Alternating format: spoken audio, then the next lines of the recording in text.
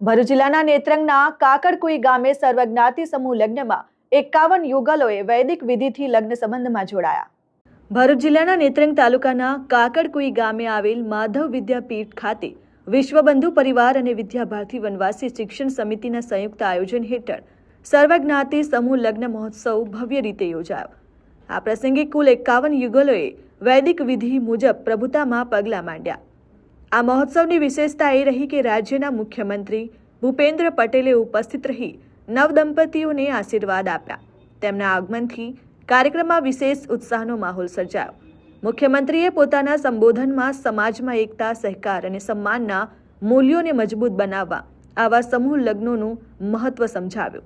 સમૂહ લગ્નોને પ્રોત્સાહન આપવા 7 ફેરા સમૂહ લગ્ન સહાય યોજના અમલમાં મૂકી છે. ગરીબ પરિવારોની દીકરીના લગ્ન સમયે કુંવરબાઈનું મહામેરી યોજનાથી મહામેરું પણ પૂરાય છે.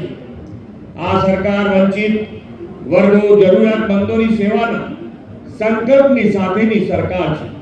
આજે અહીં છેવાડાના અને આદિવાસી વંચિત સમાજની દીકરા દીકરીઓના લગ્ન ગ્રંથિથી જોડાવાનો અવસર છે.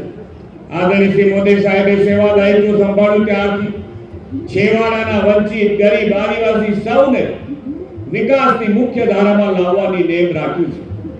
આઝાદીની લડતમાં અગ્રેસર રહેલા આદિવાસી બાંધવોને અમૃતકાળમાં ભારતની વિકાસ યાત્રામાં સરખા ભાગીદાર બનાવવાનું કામ આદરણીય વડાપ્રધાન શ્રી નરેન્દ્રભાઈ મોદીના નેતૃત્વમાં થઈ રહ્યું છે. આ કાર્યક્રમ દરમિયાન રાષ્ટ્ર ઋષિ ગુરુવર શશિભાનુ રાજયોગી પણ વિશેષ ઉપસ્થિત રહી નવજોડાઓએ આશીર્વાદ આપ્યા, જેમાં સમાજના આગેવાનો, મહાનુભાવો તેમજ મોટી સંખ્યામાં ગ્રામજનો હાજર રહ્યા. આયોજનકર્તાઓ દ્વારા નવદંપતીઓએ આવશ્યક ઘરગથ્થુ સામગ્રી અને ભેટો આપી તેમની નવી જીવનયાત્રા માટે શુભેચ્છાઓ પાઠવી. આ સમૂહ લગ્ન મહોત્સવે સમાજમાં सादगीपूर्ण लग्न અને सामाजिक समरसताનો संदेश प्रसारित કર્યો હતો.